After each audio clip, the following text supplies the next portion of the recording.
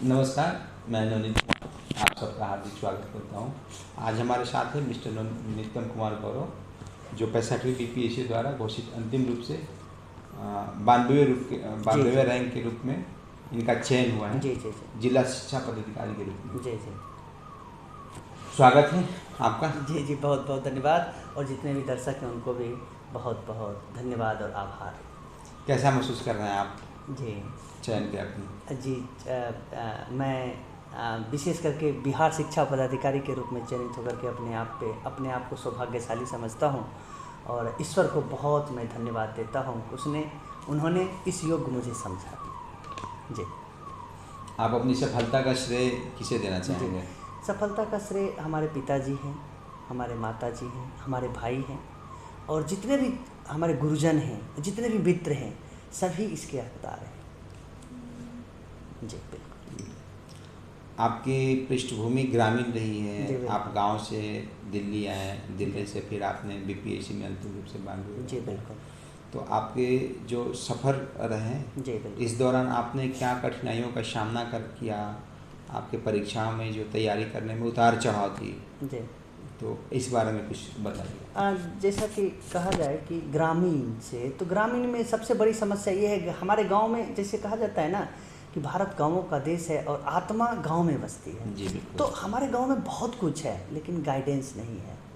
तो उस गाइडेंस की वजह से हमें बहुत असफलता को भी देखना पड़ा और बड़ा संघर्ष करना पड़ा। तो गांव से उठ के आए, मुझे पता ही नहीं था बीपीएससी यूपीएससी क्या होता है।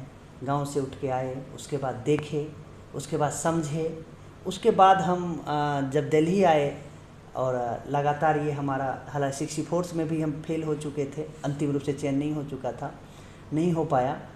64th मेंस में इंटरव्यू हम 1 नंबर से हम रह गए थे और 65th में अंतिम रूप से चयन हुए हैं। तो सफलता तो हर एक कोई भी यात्रा है, उसमें एक यात्रा है, जर्नी है। अगर आप असफल होंगे तभी सफल होंगे।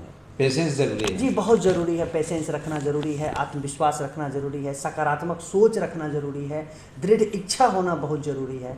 कमिटमेंट जो होता है ना छात्र का किसी लक्ष्य के प्रति, खुद के प्रति, लक्ष्य के प्रति, वो बहुत ज़रूरी है क्योंकि ये प्रतियोगिता परीक्षा बहुत कठिन है। जी बिल्कुल। आपके आइडियल क्या हैं? जी हमारे आइडियल, हम देश के पूर्व राष्ट्रपति श्री APJ अब्दुल कलाम जी हैं।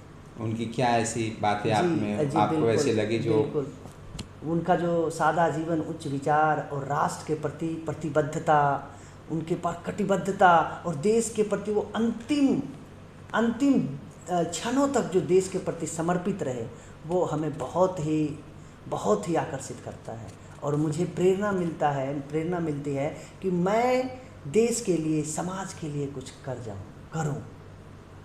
इसलिए हमारे आइडियल माननीय पूर्व राष्ट्रपति कलाम साहब जी हैं। बिल्कुल बिल्कुल। जी जी। आप प्रशासनिक सेवा में क्यों जाना चाहते हैं? प्रशासनिक सेवा में देखिए, सबसे पहली बात ये है कि प्रशासनिक सेवा एक ऐसा सेवा है ना जहाँ पे आप जाके समाज के अंतिम व्यक्ति से आप जुड़ सकते हैं। बिल्कुल। ना केवल जुड़ सकते हैं, जुड़ तो अनेक माध्यम से जुड़ सकते हैं, लेकिन यहाँ पे एक पद मिलेगा। उस पद की जो अकाउंटेबिलिटी है, उस पद का जो रिस्पॉन्सिबिलिटी है, उस जिम्मेदारी और अकाउंटेबिलिटी सभी को समझते हुए समाज के अंतिम व्यक्ति तक जो संभावना है उनको पहुंचाना है और उनको मुख्य धारा में लाना सिविल सेवा का मुख्य मकसद होता है। तो मुझे ये आकर्षित किया जिससे समाज में जो संसाधन विहीन लोग हैं उनको मुख्य धारा में लाया जाए और उनको भी कदम से कदम मिला के अंतिम रूप से जो पिछड़े लोग हैं उनके जीवन में बदलाव लाएं। जी जी बिल्कुल बिल्कुल। जी बिल्कुल। जी हम ऐसा जी बिल्कुल। हमारी शुभकामनाएं ऐसी जी कि आप ऐसा करें, अच्छे करें। धन्यवाद। अपने एजुकेशनल बैकग्राउंड के बारे में बताएं। एजुकेशनल बैकग्राउंड जी गांव से हमने स्कूलिंग किया है, उसके बाद BA MA भी मैंने किया है। MA में मैंने पॉलिटिकल साइंस विषय से मैंने MA किया है और पॉलिटिकल साइंस विषय से ही लगातार 3 बार UGC नेट क्वालिफाई किया है। उसके बाद वर्तमान में faculty of law Delhi university से LLB भी मैं कर रहा हूँ। जी। आपके एजुकेशनल ऑफिसर के रूप में क्या प्रायोरिटी होंगी? मेरा ये है कि मुझे हालांकि मैंने पहले से ही प्राथमिकता था कि कोई भी पद मिले हम उसको प्रतिबद्धता से काम करें, हम उसकी गरिमा को समझते हुए और जो उम्मीद है उस पद का जो एक मर्यादा है, मर्यादा में रह के समाज के अंतिम व्यक्ति तक हम करें। और सौभाग्य से मुझे बिहार एजुकेशन सर्विस मिला है, शिक्षा पदाधिकारी के रूप में हम चयनित हुए हैं। तो कहा भी जाता है, हमारे पिताजी भी बोलते हैं कि अगर किसी राष्ट्र का या समाज का निर्माण करना है तो शिक्षा के माध्यम से ही संभव है। और मैं कोशिश करूँगा कि एक हम अच्छे समाज का निर्माण कर सके, ये हमारा सपना है और हमारी ये पहली प्राथमिकता भी है। वोमेंस के लिए आपके क्या कुछ जी, इस क्षेत्र में जी बिल्कुल स्पेशल काम? और जी बिल्कुल सही कह रहे हैं। और देखा जाए तो अगर कोई समाज तभी सभ्य हो सकता है, तभी विकसित हो सकता है जब हमारी महिलाएं सशक्त हो। तो हम कोशिश करेंगे कि अपने क्षेत्र में जितने भी अंतिम समाज के अंतिम पंक्ति में भी जो महिलाएं हैं उनको शिक्षित किया जाए, उनको इतना शिक्षित कर दिया जाए कि वो आत्मनिर्भर हो सकें और बेहतर तरीके से अपनी समाज में अपना अहम जो भूमिका अदा कर सकें। आपने बताया मैंने पॉलिटिकल साइंस से BA MA किया है। जी बिल्कुल। आपने ऑप्शनल में मैथिली साहित्य लिया जी है। जी मेरा मैथिली साहित्य है। तो पॉलिटिकल साइंस मैथिली जी ज़रा बताइए जी बिल्कुल परीक्षार्थियों को, दर्शकों को।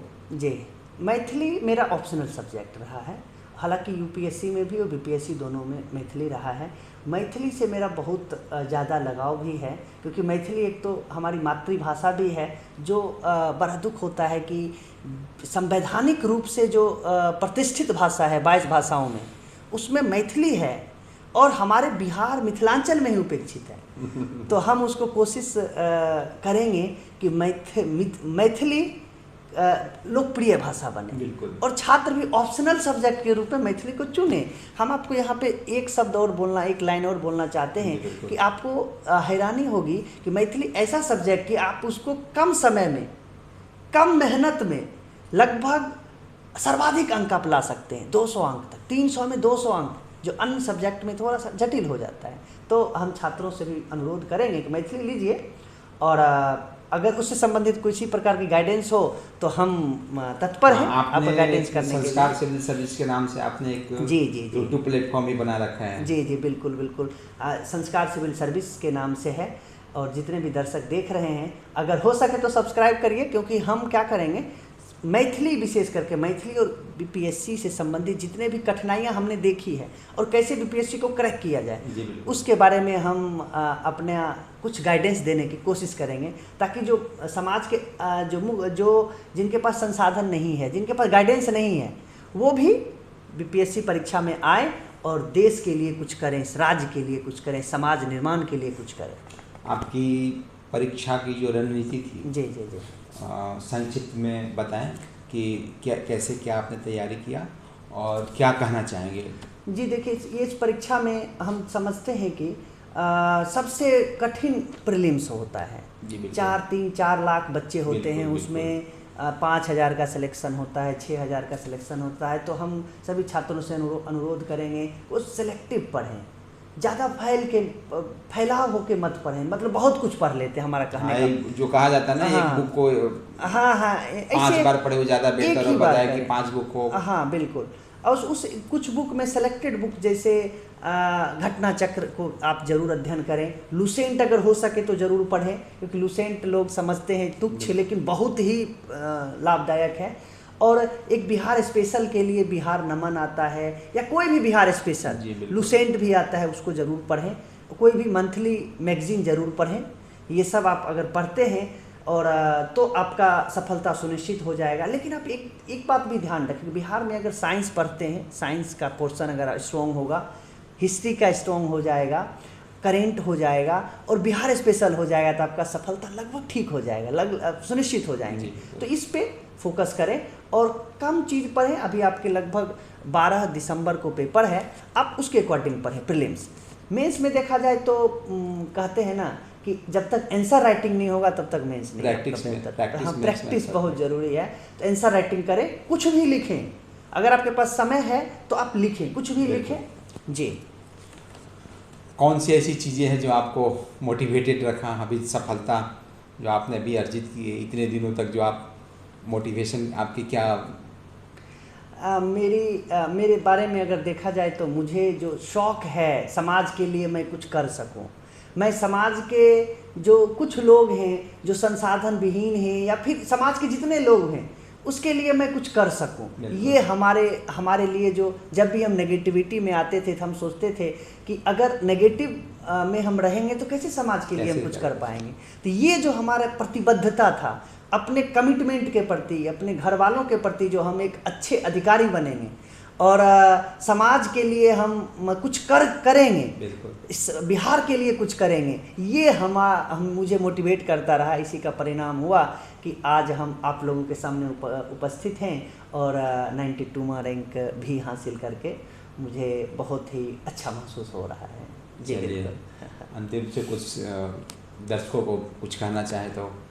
जी हमारा ये मानना है, मेरा ये मानना है कि जितने भी अभ्यर्थी तैयारी कर रहे हैं वो कभी भी नकारात्मक दृष्टिकोण अपने माइंड में आने ना दें और सकारात्मक ऊर्जा से भरे।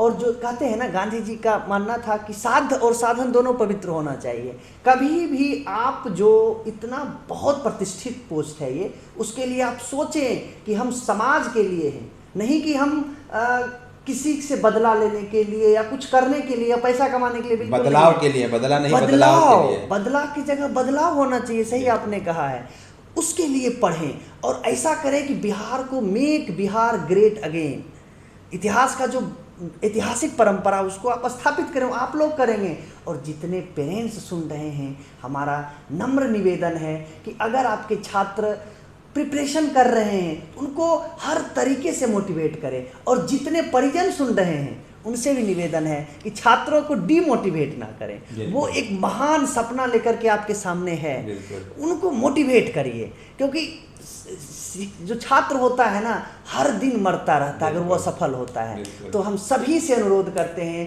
कि वो छात्र आपके लिए बहुमूल्य है, अनोखा है, आप उनको मोटिवेट करिए।